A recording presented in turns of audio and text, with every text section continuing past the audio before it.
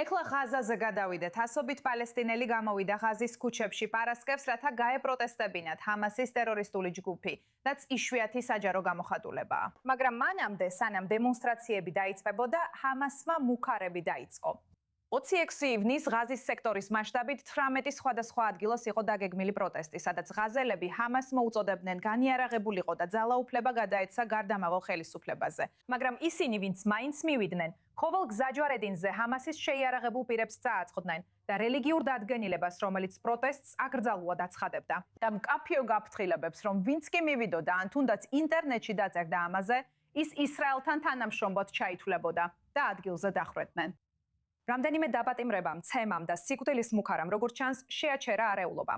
და ჩვენი შემდეგი სტუმრის, ღაზაში დაბადებული აქტივისტის ახმედ ფუად ალ-ხატიბის თქმით, ზოგიერთი მათგანი დაკითხეს და დააკავეს ალ-ახლი არაბულ საავადმყოფოში, რომელიც ასევე ცნობილია როგორც ბაპტისტური საავადმყოფო და რომელსაც ჰამასი ახლა ოპერაციულ ბაზად იყენებს. ეს იგივე საავადმყოფოა, რომელსაც ომის დასაწყისში პალესტინური ისლამური ჯიხადის გაუმართავმა რაკეტამ დაარტყა, რის შედეგადაც ასობით ადამიანი დაიღუპა. ამ თავდასხმას New York Times-მა მაშინ მცდარად მიაზარა ისრაელის სახელმწიფოს. ეხლა მსურს გადავიდე ახმედ ფავად ალ-ხატიბთან, რომ მეტ ინფორმაცია მივიღოთ ამ თემაზე, ის ანალიტიკოსი და ატლანტიკური საბჭოს უფროსი მკვლევარია. თქვენ პირადად განაცხადეთ, რომ ჰამასი ალ-ახლის საავადმყოფოს, რომელიც ავადმყოფებისა და დაჭრილების სამკურნალოდ არის განკუთვნილი, იყენებს დაკითხვის ცენტრად. Ვითხარით რა მოხდა რეალურად ამ პროტესტების დროს, რა ვიცით იმის შესახებ, რამდენი ადამიანი გამოვიდა ქუჩაში. თავიდან, როგორც იცით, იყო ცნობები, რომ ხალხს ეშინოდა ქუჩაში გასვლის. რა მოხდა სინამდვილეში? რა თქმა უნდა, სამწუხაროდ ზოგიერთი ვიდეო მასალა, რომელიც ვრცელდება, არაზუსტია იმ მხრივ, რომ ის შარშანდელი ანტი-ჰამასის პროტესტებიდან არის.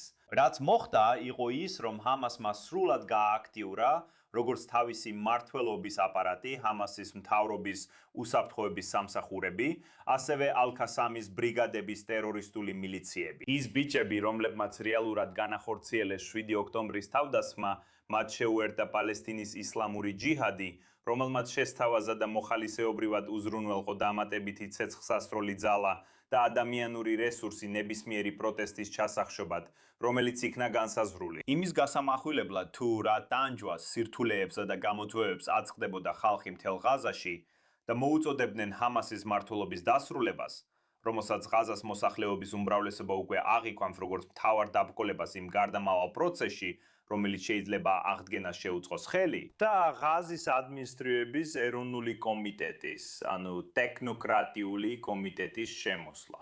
და რაც მოხდა არის ის, რომ ჰამასმა სრულად გაააქტიურა თავისი მედია და უსაფრთხოების სტრუქტურები. არა მხოლოდ ალ-ახლის საავადმყოფოში, სადაც ჩემი მეგობრები პირადად დააკავეს, აწამეს და აიძულეს დაედასტურებინათ, რომ ამ დემონსტრაციებში მონაწილეობას აღარ მიიღებდნენ. პარასკევ 26 ივნის.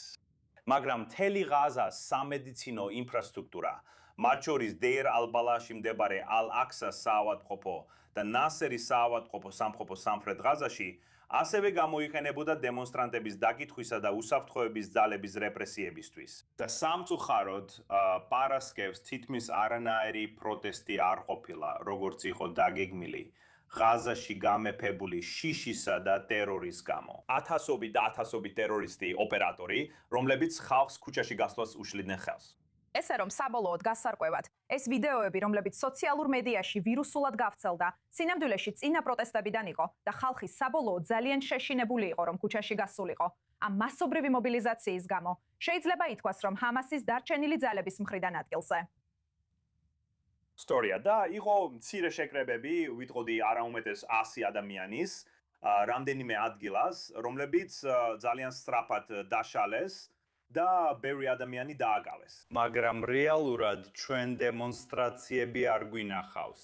და ეს არის ზუსტად ის, რაც სწორია და რაც მოხდა. და სამწუხაროდ, სწორედ ასე მოახერხა ჰამასმა ამ პროტესტების ჩახშობა. იცით, უბრალოდ უნდა ვთქვა, რომ ეს აშკარად ძალიან მძიმე სურათს ხატავს ადგილზე ჰამასის ძალაუფლების თვალსაზრისით, რომელიც მას ჯერ კიდევ აქვს. თქვენ იტყოდით, რომ ეს დაგეგმილი პროტესტები ასახავს ღაზას მოსახლეობის ფართო ნაწილს. თუ ეს უფრო მცირე ჯგუფია, რომელიც ჰამასით უკმაყოფილოა? ეჭვგარეშეა ვიტყოდი, ანუ ვადასტურებ ჩემს შესებას, რომ გაზას მოსახლეობის უმრავლესობა სხვადასხვა მიზეზით ჰამასის წინააღმდეგია.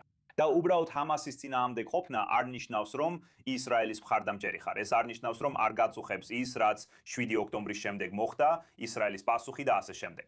მაგრამ ამას ვამბობ იმისთვის, რომ გამოუხოს შესაძლებლობა. მიუხედავად ამისა, მოსახლეობის უმრავლესობისთვის ეს ძალიან ცხადია. ჰამასი არის ხელისშემშლელი აღდგენის პროცესში. ეს არის ხელისშემშლელი უკეთესი ცხოვრების და უკეთესი მომავლისკენ. ჰამასი არის მიზეზი, რატომაც ხალხი აგრძელებს ცხოვრებას კარვებში, საშინელ საცხოვრებელ პირობებში, ყველგან ნაგვით, კანალიზაციით, მღრღნელებით, ინფექციებით. რადგან არც ერთი დონორი ქვეყანა, არც არაბები, არც ევროპელები, არც არავინ არ ჩადებს ერთ თეთრსაც კი აღდგენაში. რისკის ქვეშ, რომ ჰამასმა შეიძლება უბრალოდ დაიწყოს კიდევ ერთი ომი 5-10 წელიწადში. და ყველა ნიშანი მიუთითებს, რომ ჰამასი კვლავ იკიდებს ფეხს, ცდილობს თავიდან ჩამოყალიბდეს, მაშინაც კი როცა მხოლოდ სიმბოლურ ნაბიჯებს დგამს. აქ რაღაცა კონტროლის დათმობა, მთავრობის ზოგიერთი სტრუქტურის გადაცემა, მაგრამ იქ გვირაბები ისევ არსებობს. ჰამასი ინარჩუნებს თავის იარაღს და ჰამას არ აქვს განზრახვა, რომ გაათავისუფლოს კონტროლი ხაზაზე. დიახ, ეს პროტესტები ნამდვილად ასახავს, შეიძლება ითქვას, დომინანტურ შეხედულებას ღაზაში.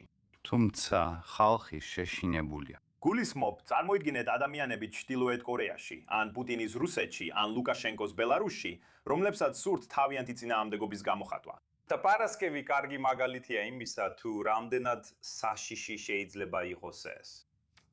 მინდა მადლობა გადაგიხადო, რომ როგორც ყოველთვის შემოგვიერთდი. ძალიან საინტერესოა მოსმენა იმისა, რასაც ამბობ. შენი წყაროებიდან ადგილზე მიღებული ინფორმაციით. გმადლობთ.